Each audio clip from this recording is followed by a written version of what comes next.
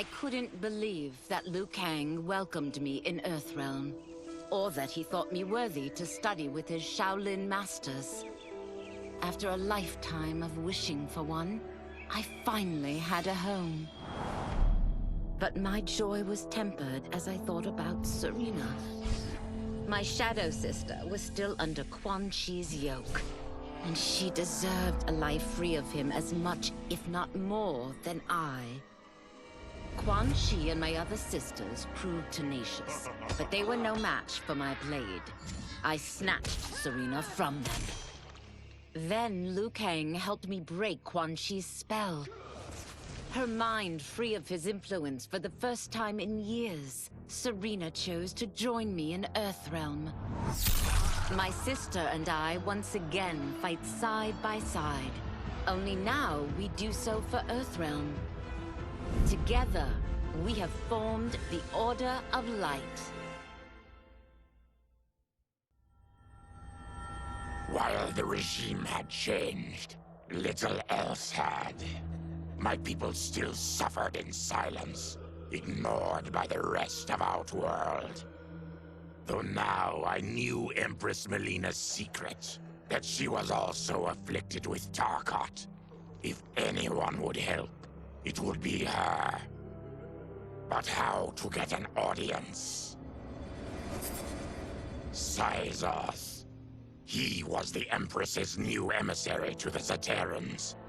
I asked him to introduce us. At great personal risk, he agreed.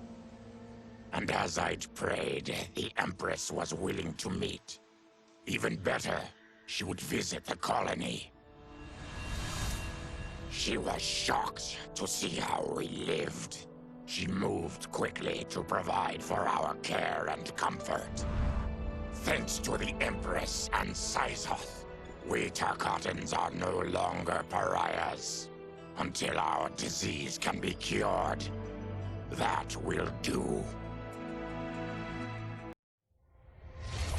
Though the barriers between timelines had been rebuilt, there was no question that they could again be broken.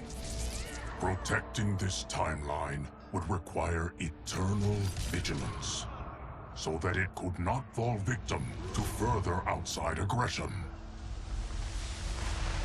But nothing in my countless lifetimes had prepared me for this task. In none of them had multiple timelines ever coexisted. Monitoring them for threats was an entirely novel problem. It would require a novel solution. I discovered that though the timelines no longer touched, their meeting had left them intertwined. I can now secretly surveil all timelines, keeping watch for potential danger. It pleases me to do this service for the new era. Lord Liu Kang may rest assured that it is secure. Quan Chi's defeat had cost me everything. For months I had furthered his plot, and now I had to start over. Saito's people were still in chains. That's when Rain approached me.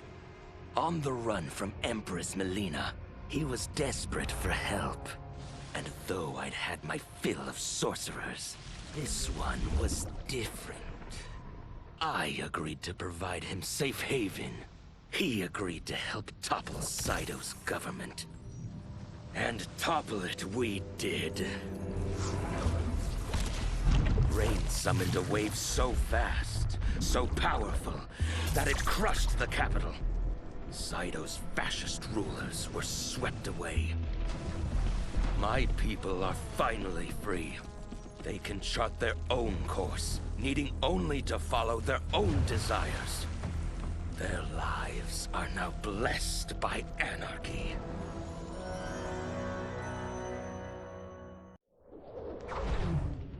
Since this whole thing kicked off, I'd wondered why Liu Kang chose me to be a champion. I mean, sure, I was killing it as a martial arts star, but it's one thing when it's all for show. It's different. And you're playing for keeps. Then Liu Kang let me in on his master plan. He wanted the masses to know about the world beyond them, the one filled with gods and monsters, and he wanted me to tell them about it. But I knew revealing the truth all at once would be too shocking of a plot twist for most. That's why I pitched doing a bunch of stories, to slowly get people used to it. And if there's one thing I can do, besides kick ass in combat, it's build a cinematic universe. I'm serving up movies, streaming series, games, you name it. I like that I'm doing a public service. And it doesn't hurt that I'm making more than a few bucks. It's the kind of synergy that would make any studio mogul proud.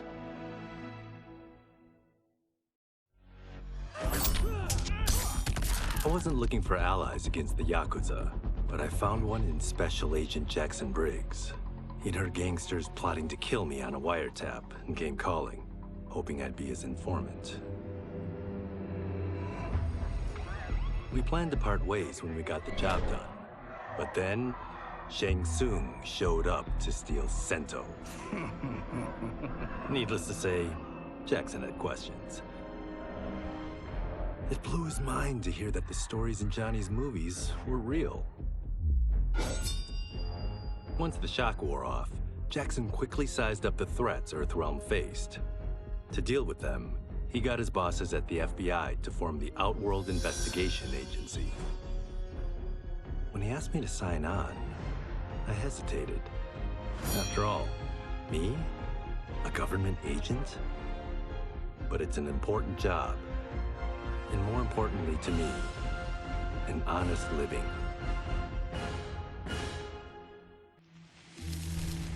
General Shao's revolt left Outworld's armies in tatters. We were vulnerable to enemies both foreign and domestic.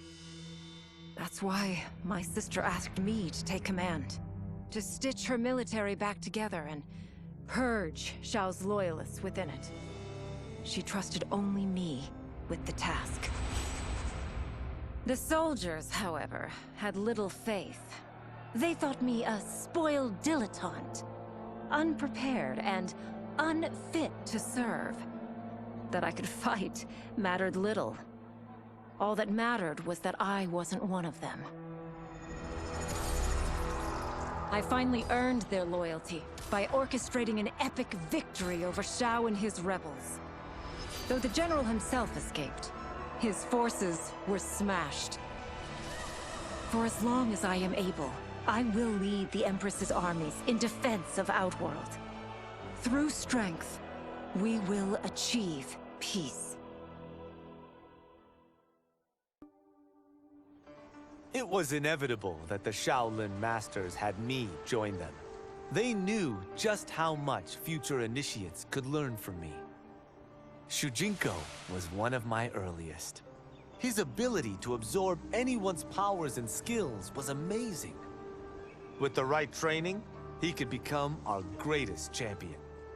I knew that I alone could give it to him. But as his proficiency grew, so did his ego. In love with himself and his power, Shujinko became a threat to the realms. He hadn't learned humility, because I wasn't the one who could teach it. I should have listened to Raiden's warning and not tried to train Shujinko alone. After he was subdued, Shujinko's accumulated abilities and memories were taken from him. He is once again a new initiate, ready to begin his training. This time, Raiden and I train Shujinko together. He will become the champion he is destined to be. And I will fulfill my duties, humbly and cooperatively. As her reign began, Empress Melina faced many challenges. To meet them, she turned to the people she trusted. Her sister to lead her army, and me to lead her Imperial police. Though I missed Empress Sindel dearly, I was glad my ties with her family had been mended. But while it was an honor to be made responsible for Outworld's internal security, I soon realized accepting the appointment was a mistake. I'm not cut out to be a bureaucrat, nor am I patient enough to navigate the Imperial Court's politics. I was at my best patrolling Sundo's streets, when I could feel the city's pulse and serve and protect its citizens directly. That's why I resigned my post and resumed my role as Sundo's first constable. I end each day knowing I've made a difference. My loyal partner had warned me. Reclaiming my power as Keeper of Time might have unforeseen consequences. In this, as in most things, he proved prescient. The process I had undergone did irreparable harm to my body. Taking back my power had cost me my immortality. While my lifespan would still stretch across eons, I would one day perish. And if the war with Titan Shang Tsung taught me anything, it is that this timeline is not safe without a protector. Yet I had never given thought to choosing a successor. Who is it that could replace me and protect my new era? The answer, of course, is Geras. Tireless and meticulous, he is perfectly suited to be entrusted with this grave duty. And no one knows better the temptations of the Hourglass. I have no doubt he will be above them. Though worried about how the public might react, I met with Baraka to discuss his Tarkatans. Speaking from his heart, he moved me. I agreed to visit his colony and see how his people lived. The conditions were atrocious. This was one of my mother's few mistakes. Like all Outworlders, she treated Tarkatans with scorn. What they deserved from us was compassion. And the only way to get it for them was to reveal my affliction. To show all my subjects that even an Empress could get Tarkat. The scandal my revelation caused was intense. But with the help of Kitana and Tanya, I emerged from it a stronger Empress than ever. My honesty, empathy, and resolve won over my remaining doubters. There is no longer any question that I am fit to lead the Empire. Quan Chi's plot collapsed. Along with it, my plan to secure new beings to feed my starving people. Because I'd advocated for partnering with him, I was held responsible. If I didn't seize for Viternus' new feeding grounds, the Coven would banish me. But then, I had a revelation. I didn't need to conquer realms to feed my people. I simply needed to capture enough beings to breed them. Once they multiply, Viternus will have a limitless, renewable source of food. And I only need a few thousand to start. A number so small compared to the billions in the realms that no one will notice as people go missing. But it will be more than enough to establish our breeding stock and feed a ravenous Viternus.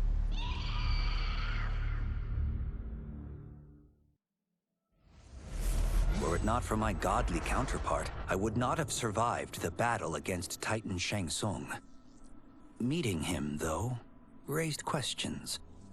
Why did I replace him in this new era? Why was I made mortal?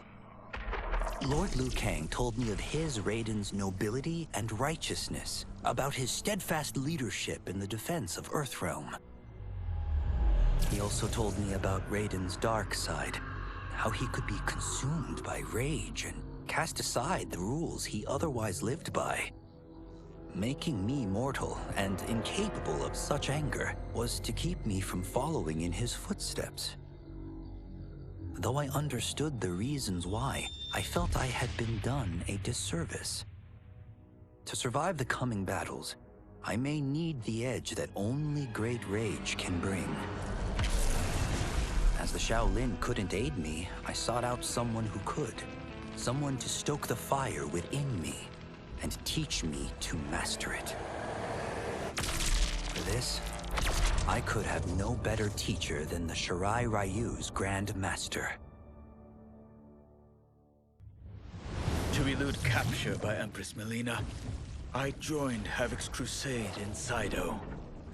There, I summoned more magic than I thought possible, and drowned out the old regime. Havoc's longed-for anarchy had been achieved. He was more than satisfied. But I was left empty and broken. Had I been satisfied as Outworld's High Mage, not let myself be tempted by Shang Tsung, a great city would not now lay in ruins. I've caused devastation, ended thousands of lives, all because of my blind ambition. I've betrayed my oath, my sovereign, and my realm. These high crimes merit punishment, and I'll accept whatever the Empress gives me. My only ambition now is to one day be forgiven. With General Shao freed from prison, we began raising a new army against the royal family. Though many were eager recruits, few were good at soldiering. It was so bad, the general was forced to change tactics. He decided that we needed a doomsday weapon. That weapon isn't a thing, though. It is a monster. Onaga, the Dragon King. The general told me the old legends were true. That his ancient ancestor defeated Onaga, trapping him deep inside Mount Sagan. The Dragon King is still there today. His pent-up fury waiting to be unleashed. Because Onaga is so dangerous, the general wouldn't risk trying to tame him before. But now, he feels we have no choice. Though I likely won't survive, I accept this mission gladly. I can think of no greater honor than to give my life in the general's service. After fleeing Outworld, I hadn't expected to return. But then, I also hadn't expected the new Empress to make me an offer I couldn't refuse. To thank me for helping stop General Shao's rebellion, she asked me to be her emissary to the Zaterrans. Going home, bearing the seal of the royal house, I would show, once and for all, that my mutation wasn't to be feared. That it wasn't a source of shame. To my surprise, I was welcomed. But those warm smiles hid a dark secret.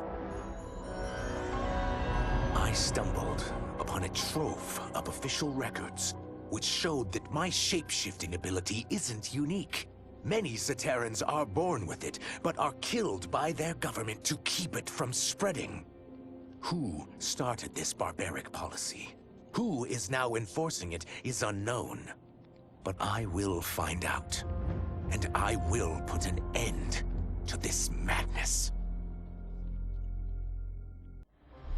No sooner had Titan Shang Tsung been defeated than Bihan and his loyalists hunted us down. Outnumbered, we fled to Japan. There, we sought refuge from an old family friend. As children, we played together.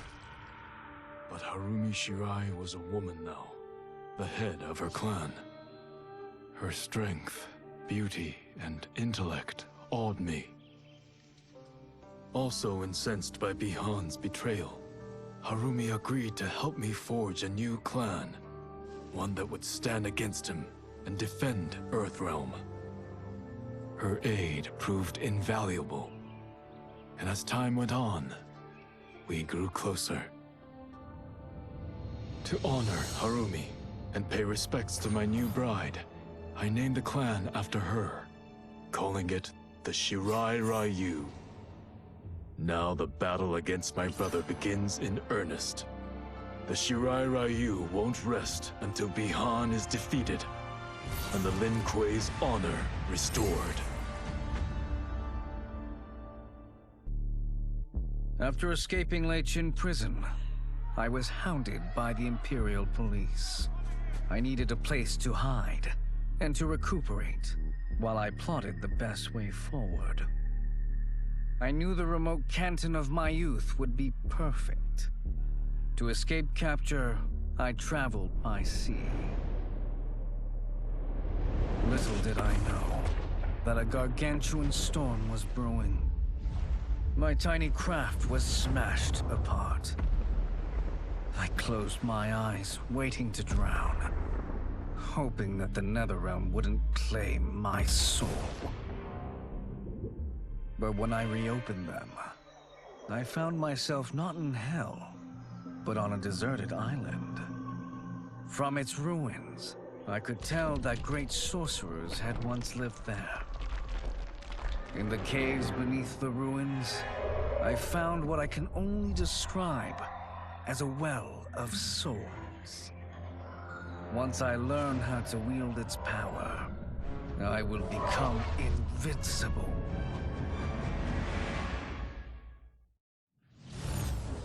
The battle had been lost, but the war isn't over. I won't stop fighting until I take Outworld's throne. That they thought Leichin prison would hold me is laughable. Once free, I began planning my next campaign. I would need an unstoppable army to overthrow Melina. Unfortunately, most of my former soldiers lacked the courage to rally to my standard.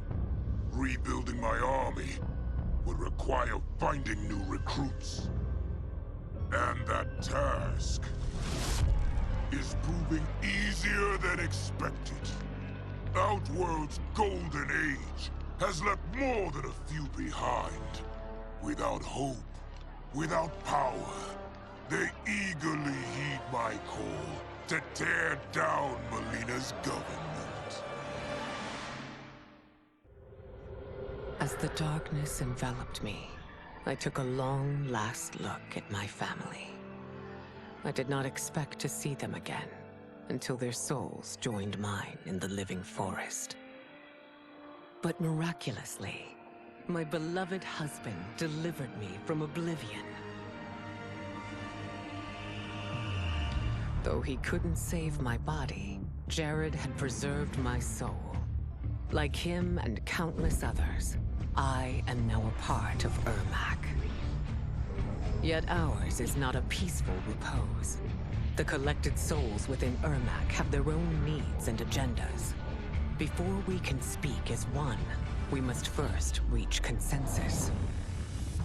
I had thought, as the former rulers of Outworld, I and Jared would hold sway. But here we are, two souls among many thousands, fighting for the right to be heard. And if there is one thing we do well together, it is fight. We will win the right to govern Ermac as we once had governed Outworld. And we will rule for the benefit of all.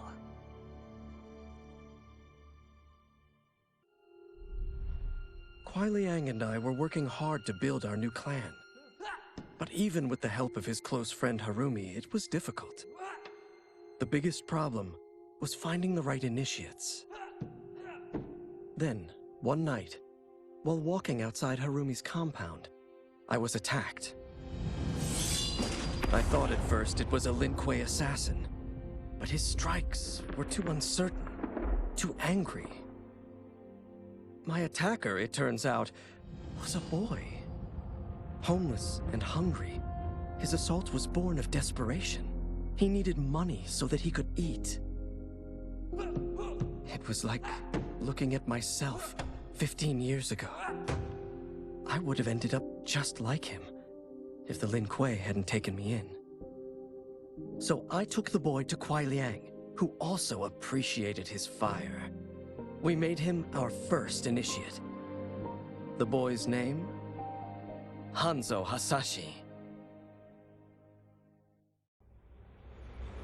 I had broken the Lin Kuei free of Liu Kang's enslavement. We were now masters of our destiny, and could take our place among Earthrealm's great nations. But taking and holding territory would require a vast army. I needed more fighters to make our presence felt. Then I recalled Shang Tsung's dragon warriors. An army of them would be unstoppable. But trafficking in such strong magic would surely draw Liu Kang's attention. Sector advised that we avoid detection by building our army using science, not sorcery. We've invested much into this endeavor, and we are beginning to see results. Once again proving the depths of Sector's genius.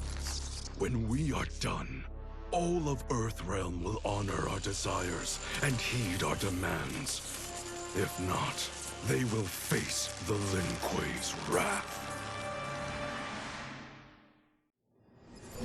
Until recently, I hadn't met Li Mei, but I had heard the stories. How the Umgadi's matron superior blamed her for not preventing Emperor Jared's murder. How she quit in disgrace rather than accept punishment. But those stories didn't fit the woman I now knew. Li Mei would never have been so negligent. Eventually, I uncovered the truth. The failures and mistakes which led to the Emperor's murder, they resulted from poor decisions made by the matron superior themselves. They made Li Mei their scapegoat. When the Empress found out, she wanted the Umgadi disbanded. But I convinced her that it could be reformed. To make sure it did, she put me in charge. I am humbled by this sacred responsibility. The Umgadi, my sisters, they are my life. I will not let them be brought down by the acts of a selfish few. Hey everyone, if you enjoyed watching every single character's ending, please subscribe, like, comment, all that stuff. I enjoyed playing the Mortal Kombat story, and after that doing everyone's character tower. I found it very fun, and, well, at least now I know the truth about where Scorpion is, the real one. He's now being trained in the Shiro Ryu. Don't know if he's going to be old enough by the time MK2 comes out. I don't know what it's going to be called, but yeah.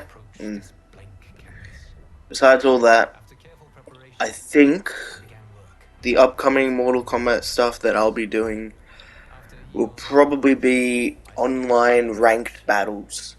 Now, I'm not good, but I think with a little bit of practice I can probably make it out with some victories that will be worth watching. So stay tuned for that if you enjoyed this. See you guys in the next one. Until then, bye. For my power only permits me to begin this endeavor. It is the duty of mortals to finish it.